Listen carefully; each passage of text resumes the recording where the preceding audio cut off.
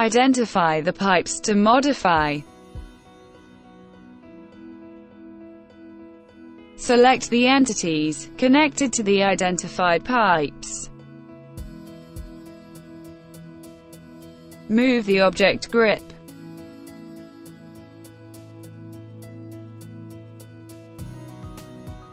Use the arrows to extend the selected pipes.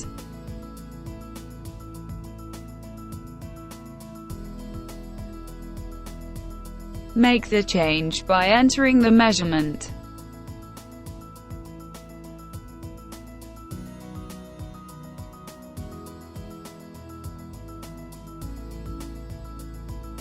Make changes in the 3D view.